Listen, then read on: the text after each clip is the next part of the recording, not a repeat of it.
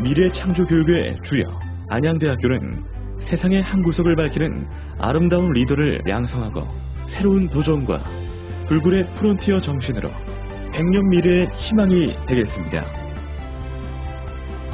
안양대학교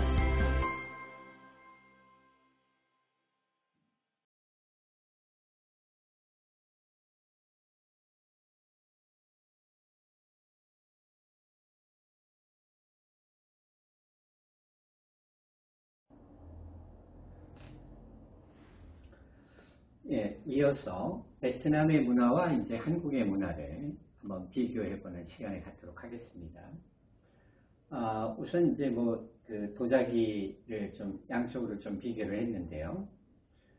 보시는 것처럼 이제 그 베트남의 새우무늬 항아리가 있고, 여기 조선시대의 분청 사기가 있는데 어떤가요? 우리가 이제 늘 얘기를 했지만은 어떤 그 공통점을 찾으려고 하면 공통점이 보이고 차이점을 찾으려고 하면 또 차이점이 보일 겁니다.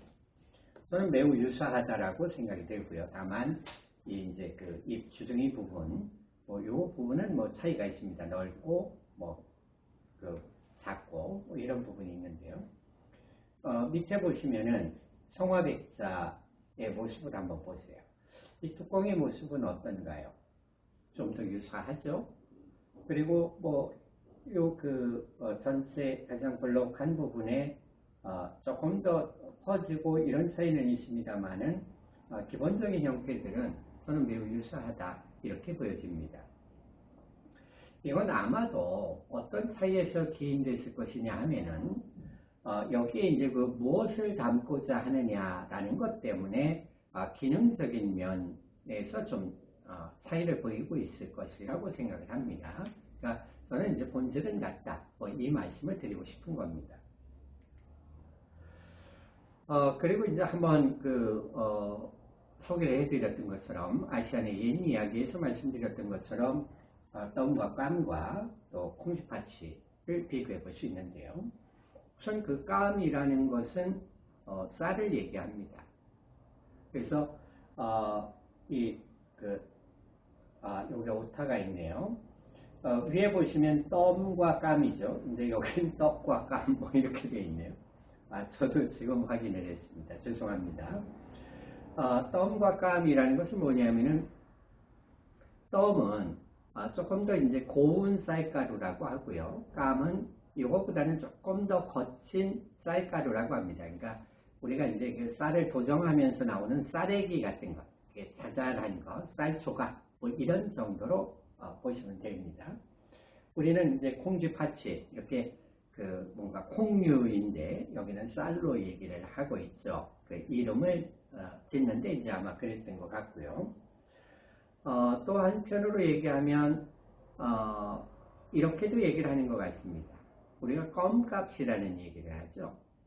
근데 이제 왜 껌값이라고 얘기하느냐 이렇게 얘기를 했더니 우리 일제강점기에 한반도에서 나는 쌀들이 대부분 일본으로 갔다는 거 아실 겁니다. 그러니까 그래도 이제 뭔가 먹을거리는 제공을 해야 되니까 당시에 일본인들이 가지고 왔던 쌀이 안남국의 쌀이다 해서 안남미라고 얘기를 했습니다. 근데 이 쌀이 가격도 매우 싸죠. 그리고 찰기도 없고 그냥 길쭉합니다. 가늘게 길쭉해서 쌀값이 싸다 해서 껌값이다, 껌이다 이런 데서 유래가 됐다고 합니다. 근데 이건 어느 정도 신빙성이 있는 것 같습니다. 제가 이제 베트남 현지에 가서 들었던 이야기이기도 하고요. 들어와서 이제 그 베트남 출신 분들하고 얘기를 하면서도 보니까 그럴 수 있겠구나 이런 생각이 듭니다. 그리고 이제 베트남의 명절 베트남도 이제 음력을 사용하고 있기 때문에 우리가 설, 추석이라고 얘기하는 게 베트남과 같습니다. 같아서 우선은 그렇게 휴일이 많지는 않지만 1월 1일 양력설이 있고 음력설이 있습니다. 그러니까 양력설은 우리가 뭐라고 얘기를 하나요? 옛날 분들이 이제 특히 그렇게 얘기를 하는데 신정, 구정 이렇게 얘기를 하죠. 근데 사실은 음력 1월 1일은 구정이 아니라 그냥 설인 겁니다. 그런데 저는 이렇게 누군가 설을 맞이해서 구정이라고 얘기하거나 이럴 때 좀 속상하고 가슴이 아픕니다. 양력 1월 1일을 신정이라고 얘기하면서 본래 쓰던 우리의 음력 설을 구정이라고 얘기한 것도 일본에 의해서입니다. 그런데 우리는 그것도 아직 청산을 하지 못하고 있습니다. 당당하게 내년부터라도 설을 설이라 하자라는 게 제가 드리고 싶은 말씀이고요. 아마 혹시 설을 설이라 하자라고 검색을 하시면 제가 어떤 의미에서 이런 이야기를 하고 있는가가 아마 신문 기사를 통해서 검색이 되지 않을까 이렇게도 생각을 합니다. 그리고 이제 그 5월 1일 노동자의 날 뭐 이렇게 얘기를 했는데 우리의 풍속으로 얘기한다면 음력 2월 1일을 그 노비날 뭐 이렇게 얘기를 합니다. 그러니까 우리는 전통적으로 노동자들에 대한 그런 어떤 명절을 따로 두고 있었다라는 것도 저는 우리 문화의 자부심이 아닐까 이렇게 생각을 합니다. 그래서 이제 한번 보겠습니다. 태토라고 얘기를 했는데 보통은 이제 떼이라고 얘기를 합니다. 떼이라는 것이 이제 그 명절이라는 이름이기도 하고요. 때로는 우리에 해당하는 설을 떼이라고도 하는 것 같습니다.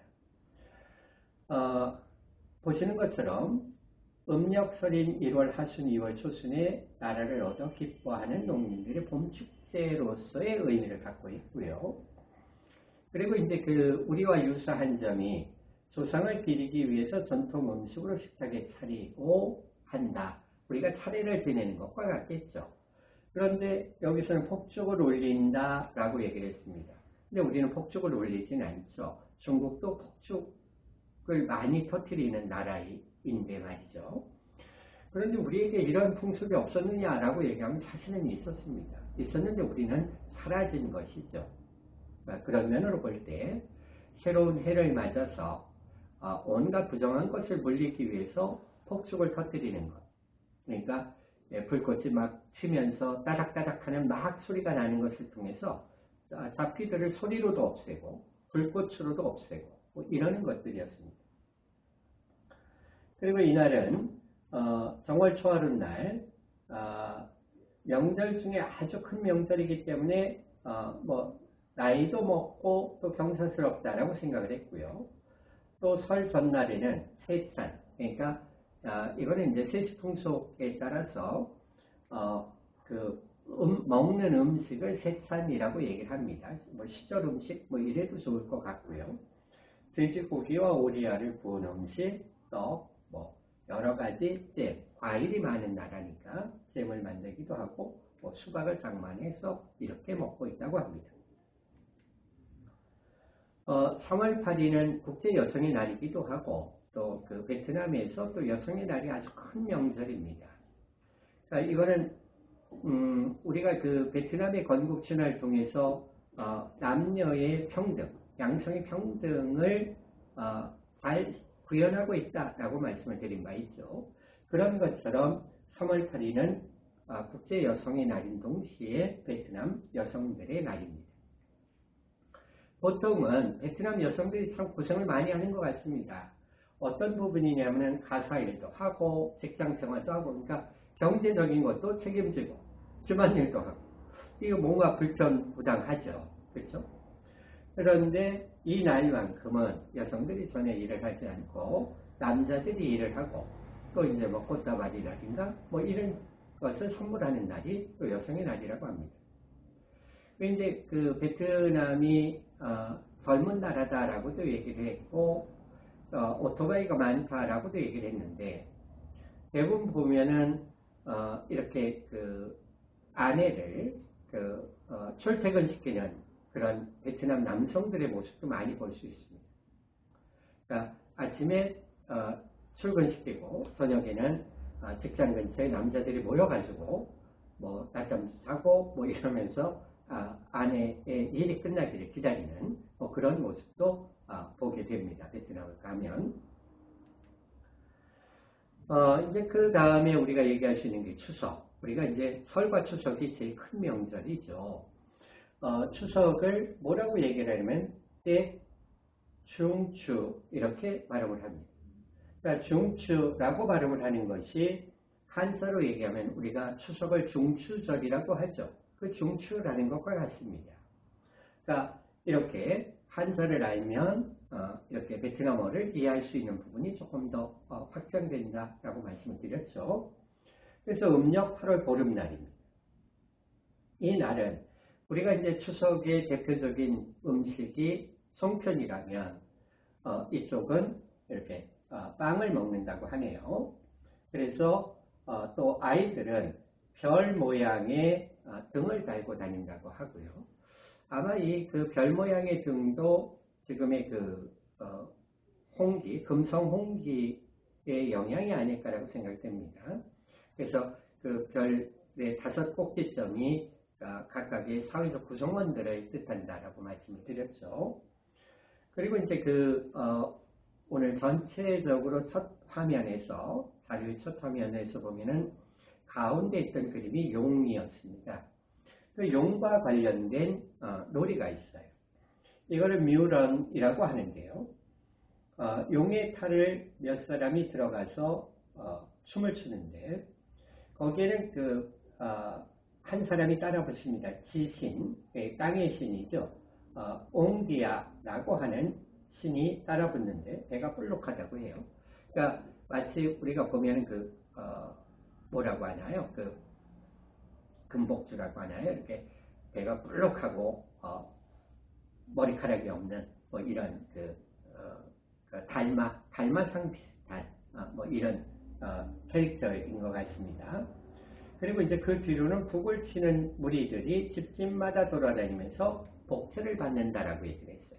복채를 받는다는 얘기는 뭘까요? 복을 빌어준다는 얘기겠죠. 그러면서 집을 지나가면 행운이 깃든다고 하여서 이들에게 복채를 준다라고 얘기했습니다.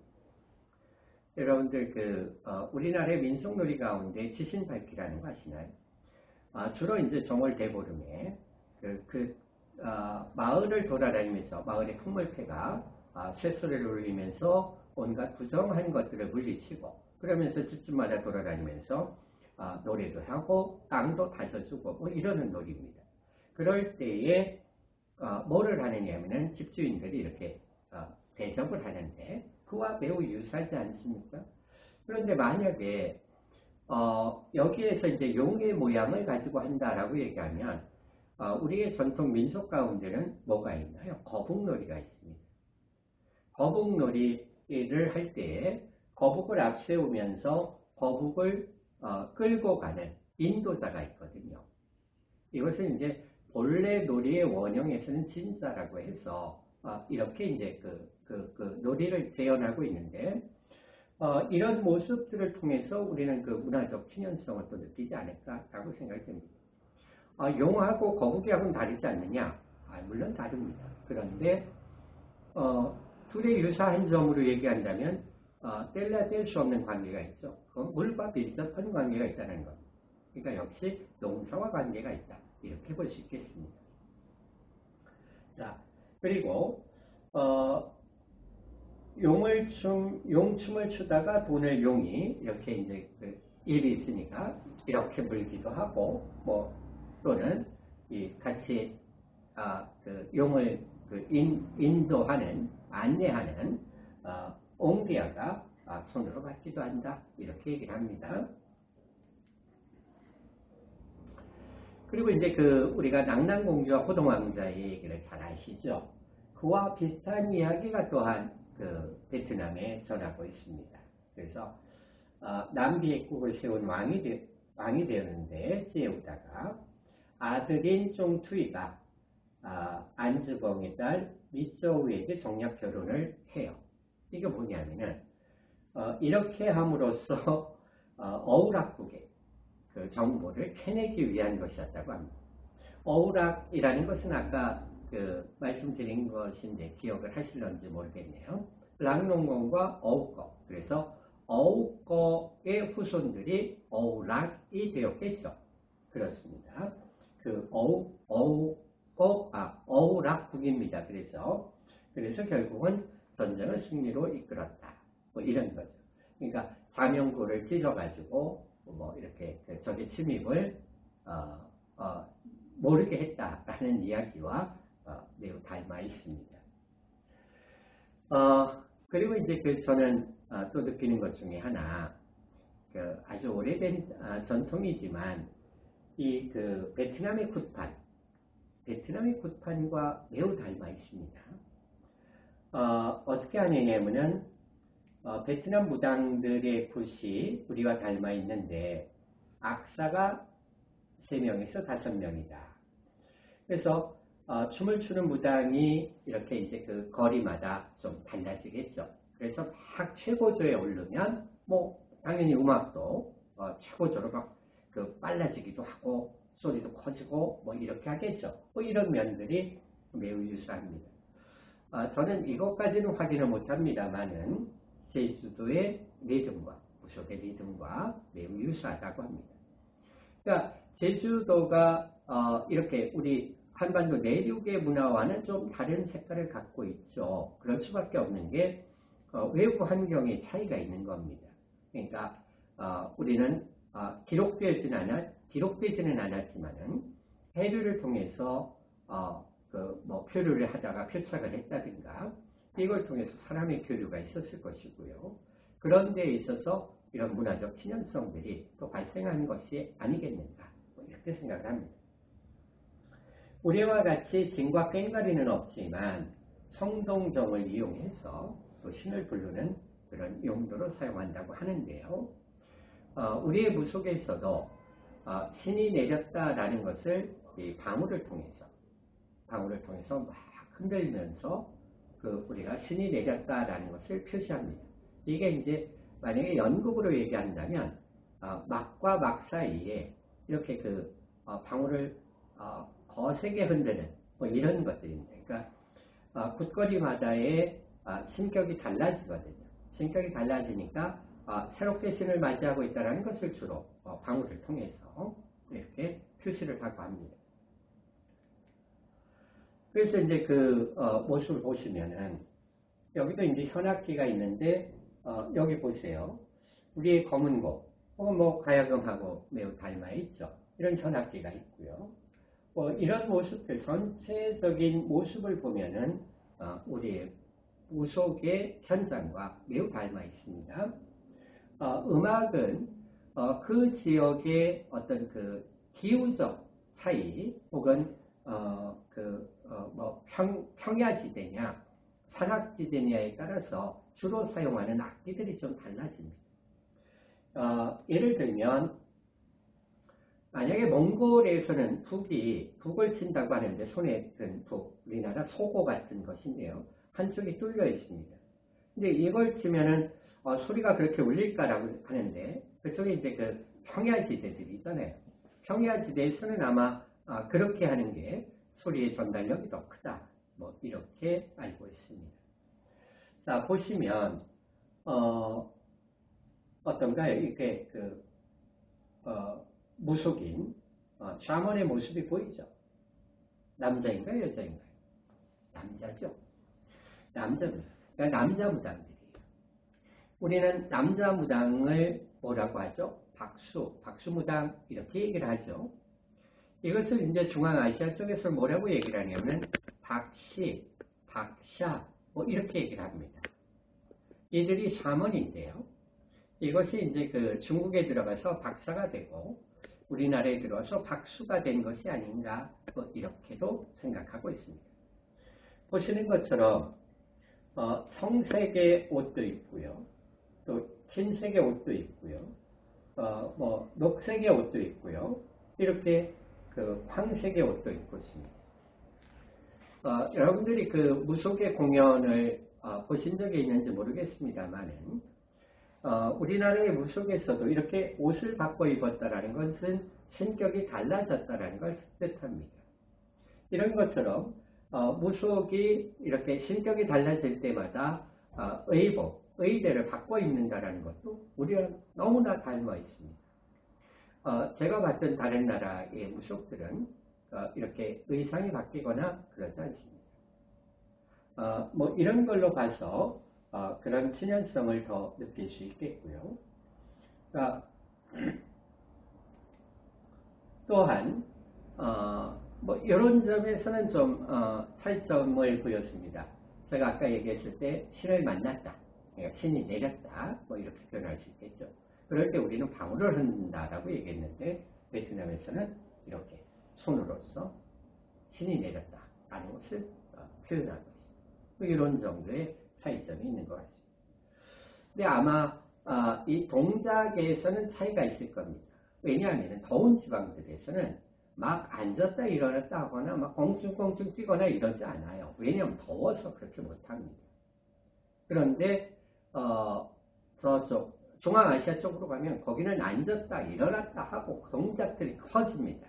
왜냐하면 추운 지방이기 때문에 그렇게 해야만 또 이렇게 체온을 유지할 수 있는 것 같습니다. 그러니까 그런 차이들은 기후에 따라서 다르구나, 뭐 이렇게 인식을 하셨으면 좋겠습니다.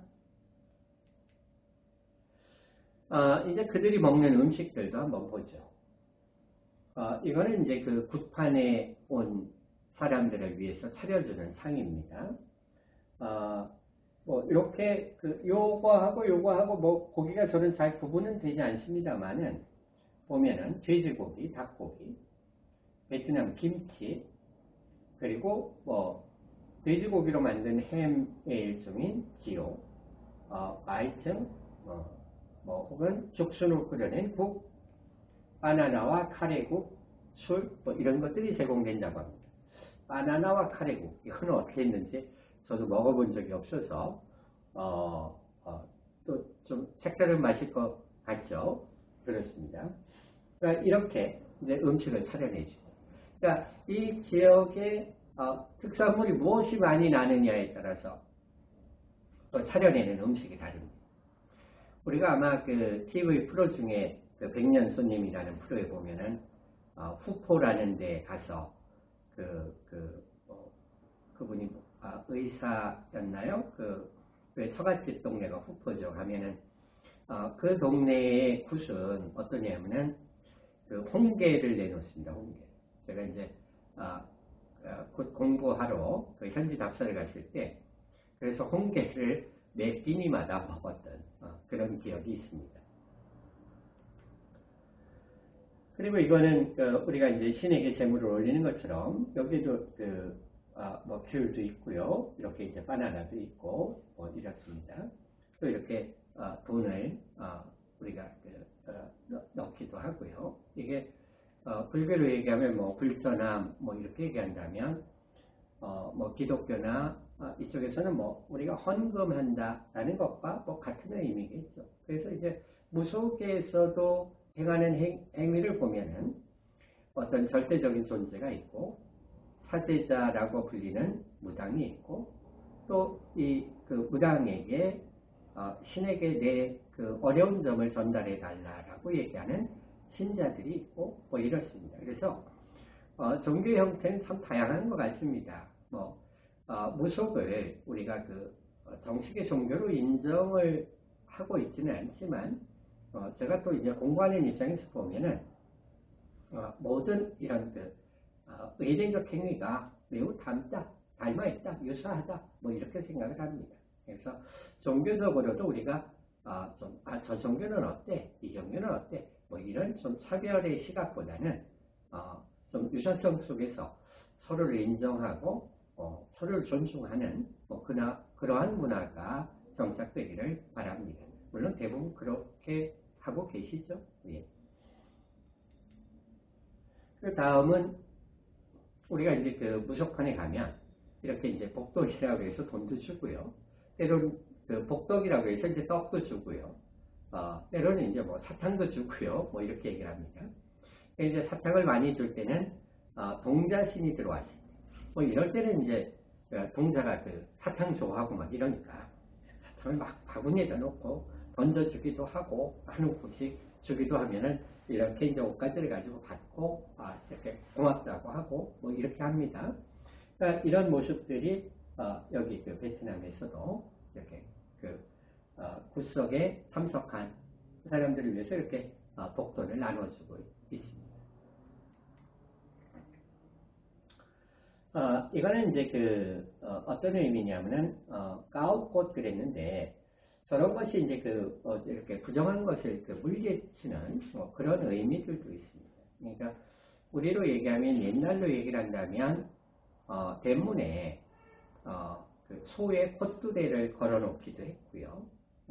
형태는 좀 다릅니다만은, 혹은, 엄나무, 그러니까 우리가 백숙 끓일 때, 닭백숙 끓일 때 이제 엄나무 가지를 넣기도 하죠. 그 가시가 질깁니다. 그 가시를 대문에 놔서 부정한 것을 막는, 이런 것하고 유사한 그런 풍속이라고 저는 보여집니다.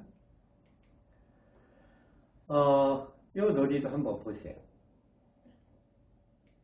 이걸 보시면, 이렇게 이제 아이들이 한 사람을 잡고 이렇게 같이 이렇게 돌면서 움직이죠. 이런 놀이도 같습니다. 이쪽이 우리나라고요. 이쪽이 베트남입니다.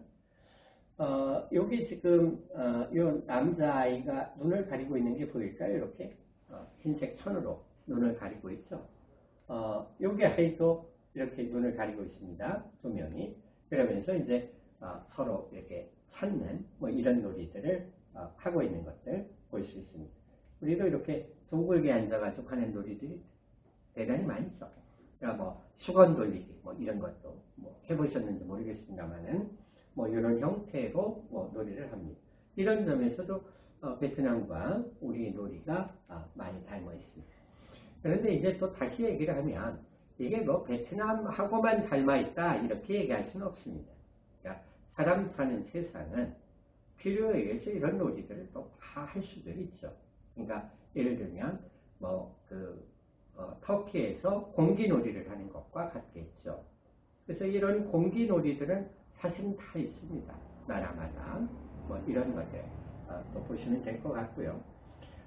결혼도 이제 지난주에 결혼 풍속에 대해서도 잠깐 말씀을 드렸는데 조금만 더 이렇게 깊게 살펴보겠다라는 뜻입니다. 중국의 영향으로 조혼을 하게 됐답니다. 조라는 것은 일을 조자입니다. 일찍 결혼을 한다 그런 뜻이에요. 그래서 여자 13세, 남자 16세 그렇습니다. 그리고 여기도 부모가 먼저 결정을 합니다. 그러니까 당사자들이 배우자를 택하는 것이 아니라 부모가 배우자를 택한다. 이것도 우리 적어도 100년 전에는 우리 다 그렇게 결혼했겠죠. 그리고 이제 중매쟁이가 나서기도 하고요. 또 궁합을 본다는 점도 우리랑 유사합니다. 그리고 양가가 좀 비슷한 환경이어야 된다. 그래야 서로 무시당하지 않는다. 이런 의식을 가져서 비슷한 집과의 혼인을 선호한다라고 합니다. 물론 좀 다르겠습니다만은 저는 양쪽 집안이 서로 좀 비슷한 문화를 가지고 있어야 이 배우자 두 사람이 서로를 좀 더 이해하지 않을까. 그러니까 너무 낯선 문화를 접하면 문화적 충돌이 있을 수도 있으니까 좀 비슷했으면 하는 그런 개인적 바람도 있습니다. 그리고 이제 결혼을 할 때 보면은 남자들이 좀 경비 부담이 많은 것 같아요. 처음에는 이제 신부 집에 비단을 보낸다고 합니다. 이게 패배비겠죠. 그러니까 결혼을 하겠다라는 약속이기도 하고요. 이렇게 비단을 보내고요. 그리고 이제 신랑은 결혼에 필요한 경비를 신부 집에 또 전달하기도 한답니다. 그러니까 꼭 돈만으로 전달하는 것은 아니고 돼지엄마를 보낼 수도 있겠고 다른 물건을 보낼 수도 있겠고 이렇다고 합니다. 그리고 이제 결혼식은 신부 집에서 올리는데 필요한 비용도 신랑이 부담하는 경우가 상례인 것 같습니다.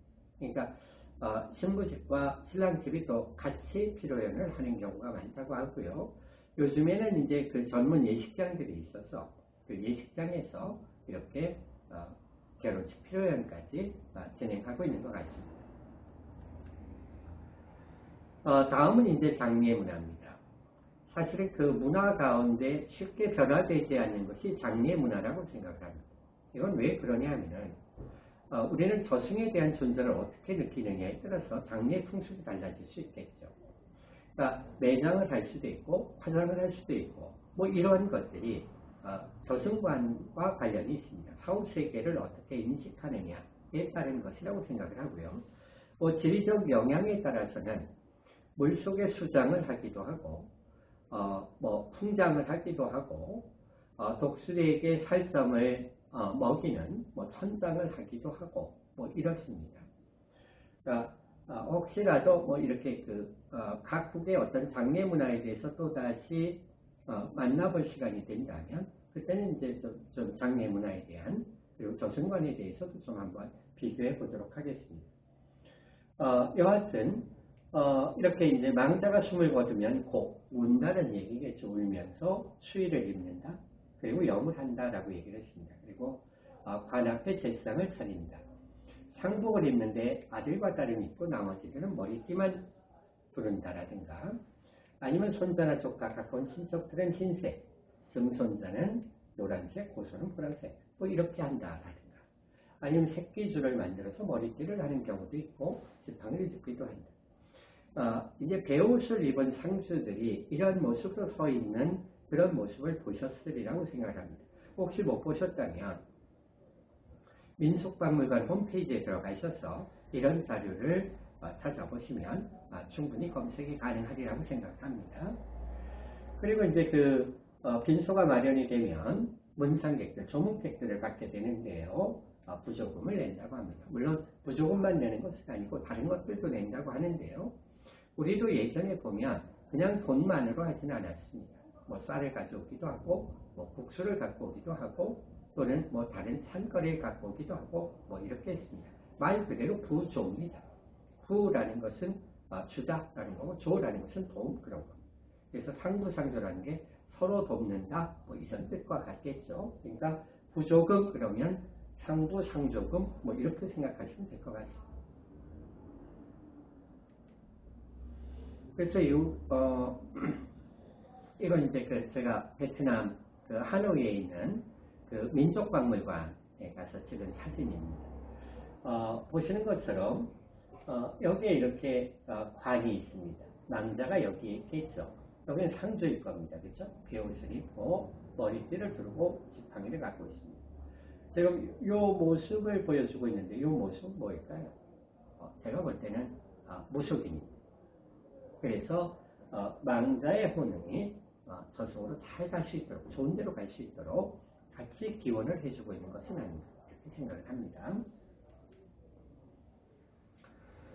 이것은 호이안 바닷가에서 찍었습니다.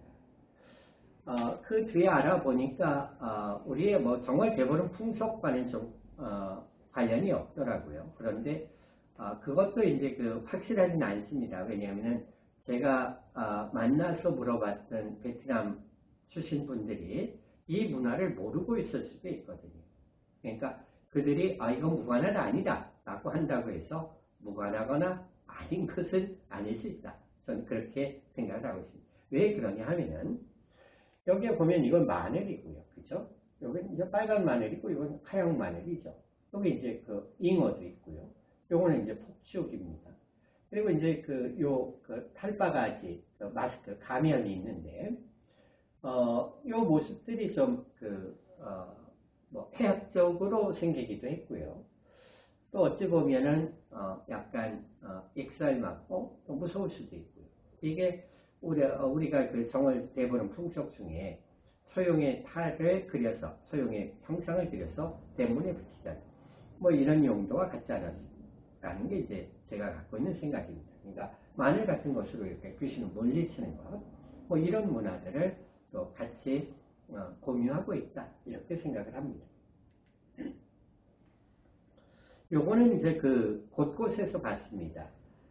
콩도 보이고 팥도 보이고 녹두도 보이고 이러죠. 그러니까 우리도 이제 콩과 팥과 녹두를 이렇게 볶아가지고 이렇게 이제 잡기를 물리치는 뭐 이러한 주술을 행하기도 하거든요. 그러면서 이제 향을 피워놓고 뭐 이렇게 기도했던 자리들이 이렇게 나무 밑에 주로 나무 밑에 많이 있습니다. 나무라는 것은 신이 내릴 수 있는 통로인 거죠. 그래서 코스모 출입, 우주목 이렇게 얘기를 합니다. 그러니까 이런 모습도 도처에서 볼 수가 있었습니다. 아오자이의 뜻 정도를 알아보는 것으로 하겠습니다. 아오라는 것은 옷이고요. 자이라는 것은 길다라는 뜻입니다. 그래서 남녀 구분 없이 착용을 했지만 오늘날에는 여성들의 전용이 되어 있고요. 남성들은 좀 이렇게 활동하기에 불편함이 있어서 좀 그러니까 입는 횟수를 줄이다 보니까 이제 오늘날처럼 아주 중요한 예식이나 뭐 이럴 때만 착용을 하고 있다고 합니다.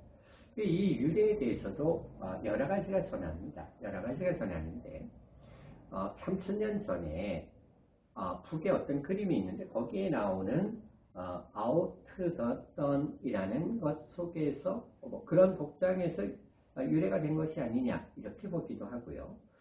그 한나라와 맞서 싸웠던 증자매가 이제 코끼리를 타고 싸웠는데 그들이 이렇게 그 활동성이 있으니까 옆을 트여야 되겠죠. 옷을 트여서 길게 입었던 옷 뭐 이것에서 유래한 것이 아니냐 뭐 이렇게도 얘기를 한답니다.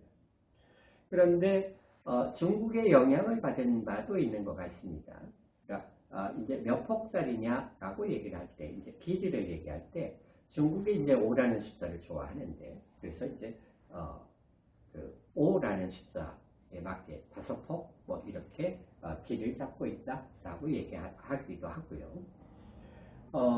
이 아오자이는 또 색깔에 따라서 저 사람이 어떤 사람인가 어떤 연령대인가라는 것을 이야기하기도 합니다. 그래서 보통 여학생들은 백색 그리고 이제 미혼일 때는 파스텔 톤의 그런 색조를 주로 선호하고 있고요.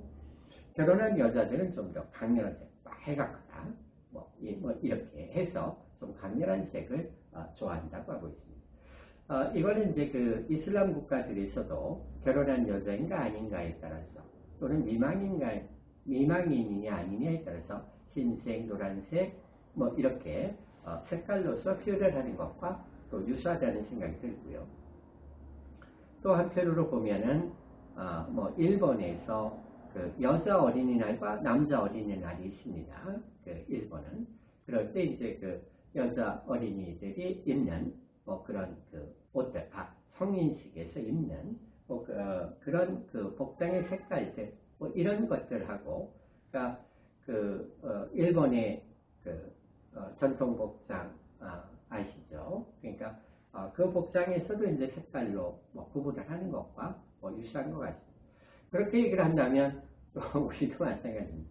그러니까 한복을 입을 때 한복의 색깔도 역시 젊은 아이들이냐 아니냐에 따라서 뭐 색깔을 달리했던 것들 뭐 이런 것들은 어찌 보면 이게 이제 뭐 이들만의 문화인가 뭐 이런 것이 아니라 단계별로 좀 더 이 연령대에 맞는 색깔이 뭐냐라는 이건 그 민족적 의식의 차이가 아닌가 또 이렇게도 정리를 해볼 수 있을 것 같습니다. 그리고 이제 보여드렸던 것처럼 이게 모자입니다. 롱라라고 얘기하는데 라는 나뭇잎입니다. 이렇게 보시는 것처럼 이게 나뭇잎입니다. 나뭇잎이고 이렇게 이제 그 대나무로다가 이렇게 모양을 만들어서 쓰고 있고요.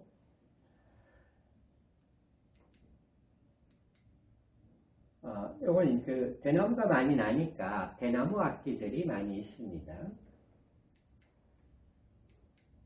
그리고 이제 이 무용을 하는 장면인데 여기는 이제 아오자인데 이쪽의 복장은 좀 어떤가요? 우리 한복하고 매우 유사하지 않을까요? 저는 이걸 보면서 한복 같네 뭐 이런 생각을 했습니다. 그러니까 베트남 가면 이제 이렇게 극장식 공연들이 대단히 많습니다. 그러면 이런 모습도 볼 수 있고요. 이거는 이제 베트남 가옥의 모습입니다.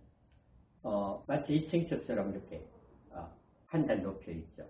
왜 그럴까요? 그렇습니다. 비가 많이 오니까 이렇게 좀 띄워놔야 이렇게 젖지가 않겠죠. 그리고 더운 지역이니까 이렇게 밑에 대나무처럼 이렇게 바닥을 깔면 통풍도 잘 되겠죠. 자, 그런데 이런 형태의 집들이 생겨났다. 이렇게 보시면 될 것 같습니다. 물론 뭐 여기서 보는 집들은 이 지역하고는 좀 차이가 있을 겁니다. 차이가 있으니까 이 지역들은 그냥 땅 위에 바로 이렇게 져도 상관이 없겠죠. 그러니까 베트남 전체의 지도를 보시면서 남부, 중부, 북부가 있다 이렇게 얘기를 이렇게 말씀을 드렸죠. 아마 주로 남부 지역들 뭐 이런 것일 겁니다. 이건 북쪽으로 갈수록 이런 형태들의 가옥이 나타나겠죠. 그리고 이것이 그 베트남의 전통적인 음식들입니다. 그러니까 요거는 우리가 쌀국수인 거고요. 여기 이제 숙주나물도 있고 안에 이제 국수가 있습니다. 요건 이제 말하자면 요게 쌀입니다. 쌀. 그러니까 월남쌈. 사실 뭐 그 베트남을 월남이라고 했으니까요. 우리가 월남쌈 하는 게 바로 이런 것. 베트남 가면 이제 그쪽 과일들을 많이 드시게 되는데, 요게 아주 저는 제일 맛있습니다. 망고스틴. 이거 맛있고요. 이게 나중에 보니까, 말린 것도 이렇게 하는 것 같더라고요. 두리안. 이 과일이 그 과일의 왕이라고 합니다. 맛은 좋은데 냄새는 아주 고약합니다. 그러니까 저는 뭐 그렇게 그래서 뭐 즐겨 먹지는 않습니다만은 두리안 뭐 이런 것들이 이제 대표적인 과일들이고요. 또 후식으로 이렇게 차를 마시기도 합니다. 이런 모습들이 이제 그 베트남의 전반적인 모습이고요. 베트남과 우리는 말씀을 드렸던 것처럼 이제 북한과 1950년대에는 단독 수교를 했고요. 우리 한국과는 92년 이때 이제 그 대사급 관계를 수립하게 됩니다. 지금은 이제 많은 교류들을 하고 있죠. 많은 교류들을 하고 있는데 베트남에 가면 한국에 오는 아주 쉬운 방법이 있어요. 대단히 빠른 방법이 있어요. 보세요. 이 버스를 타면은 경기대학교 가고요. 뭐 여기는 롯데 잠실점 가고요. 이거는 뭐 배동스 뭐 어떻게 읽을까요? 뭐 이런 것들이 있습니다. 근데 왜 이럴까요? 이들은 이런 글자가 있다라고 생각하지 않을 겁니다, 아마. 그런데 뭔가 이제 그 외국어, 우리도 그냥 외국어로 되어 있는 셔츠 뭐 이런 거 좋아하는 것처럼, 이게 이제 그 한국에서 온 버스다라는 것이 아마, 잘 드러날 수 있겠죠. 그래서 이제 이런 버스들이 돌아다니고 있습니다. 여기는 화장실입니다. 밑에는 물고기들이 자라고 있고요. 또 이 물고기들을 사람들이 잡아먹겠죠. 그렇습니다. 이건 우리 그 제주도 똥돼지와 같지 않겠습니까? 뭐 이런 것들도 볼 수 있고요. 사실 뭐 우리나라에 옛날 한참 그 개발이 되고 뭐 이럴 때의 모습도 우리도 뭐 여기서 크게 다르지 않을 겁니다. 그냥 우리의 그 옛 추억을 베트남에 가서 다시 한번 확인한다. 뭐 이런 모습으로 보면 좋을 것 같습니다. 저는 뭐 이렇게까지 다른 모습을 본 적은 없습니다. 주로 시내 쪽에 있어서 그랬는지 몰라도. 그리고 이제 그 하롱베이, 그러니까 하롱이라고 얘기하는 게 이제 말 그대로 용이 그 내려온 곳, 뭐 이런 정도의 의미입니다. 그리고 이제 그 한류 열풍, 그 K-팝이라든가 무용이라든가 이런 게 이제 그 베트남 친구들에게도 매우 그 선풍적인 인기를 끌고 있는 것은 확실한 것 같습니다. 그러니까 이제 한국 드라마도 많이 본다고 하고요. 또 요즘에는 그 베트남 여성들이 또 한국에 와서 많이 사니까 그 베트남 여성들을 통해서도 또 한국의 문화가 소개되고 있는 것 같고요. 그리고 이제 외국의 이주 노동자들이 많이 들어오죠. 베트남 친구들도 많이 들어와 있어요. 이제 그들을 통해서도 이제 이런 한국의 문화가 베트남에 전파되고 있는 것 같습니다. 아까 말씀을 드린 것처럼 하노이가 정도가 된 지, 수도가 된 지 이제 1000년이 됐습니다. 올해가 2020년이니까. 그런데 이제 이 하노이의 중요한 강줄기가 홍강인데, 홍강의 기적을 꿈꾸고 있다고 합니다. 그래서 이쪽 지역의 일본, 중국, EU가 앞다퉈 지원 사업들을 하고 있는데, 그 이유가 뭔가 했더니 베트남의 자원이 대단히 풍부하답니다. 부전 자원이. 그래서 나라마다 큰 기업들이 베트남에 와서 투자도 많이 하고 있다고 합니다. 우리가 이렇게 경제적 투자만을 통해서 베트남의 우호 관계를 좋게 하기는 어려울 것 같아요. 적어도 이제 베트남에서 들어와 있는 이주민들과 우리가 잘 소통해서 서로를 존중하는 문화, 이걸 통해서 베트남인들에게 한국이 매우 가까운 나라다라는 그러한 서로의 이미지를 만들어갈 필요가 있지 않을까, 이렇게 생각을 합니다. 말씀드린 것처럼 베트남과 우리는 매우 유사한 점이 많죠. 아픔의 역사도 겪는 과정이 우리와 같았고요. 또 어떻습니까? 분단국을 경험했고 저희는 아직도 경험하고 있고 뭐 이런 것도 같습니다. 뭐 일본의 지배를 받았던 것도 같고요. 그러니까 이런 점에서 또 우리는 베트남과의 좀 뭔가 동병상련을 느낄 수 있지 않을까라고 생각을 합니다. 그리고 우리가 유전적으로 봐도 베트남과의 친연성이 높다라고 말씀을 드렸죠. 그러니까 특별히 우리는 베트남과의 관계를 좀 더 돈독하게 하는 것이 어떨까라는 게 제 생각입니다. 그 전까지는 아시아 각국의 나라들을 주제별로 봤다면 이번 주는 그래서 베트남과 베트남을 조금 더 잘 이해를 했으면 좋겠다라는 생각으로 베트남의 이야기들로 이번 주에 강의를 기획을 했습니다. 보시는 것처럼 베트남과 한국의 관계를 잘 이끌고 있는 분이 바로 우리 박항세호 감독이죠. 베트남 공항에 내리면 첫 번째 하는 얘기가 박항세호 뭐 이렇게 먼저 얘기를 합니다. 그러니까 한국에서 왔느냐라고 묻는 것과 같겠죠. 그래서 한 사람의 노력이 이렇게 양국의 관계를 가까이 하는 것처럼 앞으로는 여러분들 중에 여러분들의 노력으로 또 어느 나라와 우리나라의 관계가 좀 더 긴밀하고 밀접해지고 뭐 이렇게 될 수도 있지 않을까라고 생각을 합니다. 그런 마음으로 오늘 이번 주 강의를 준비했습니다. 이번 시간을 통해서 베트남을 좀 더 잘 이해하셨으면 좋겠습니다. 고맙습니다.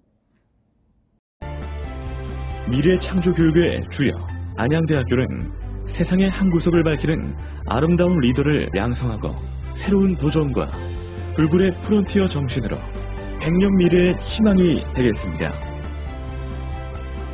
안양대학교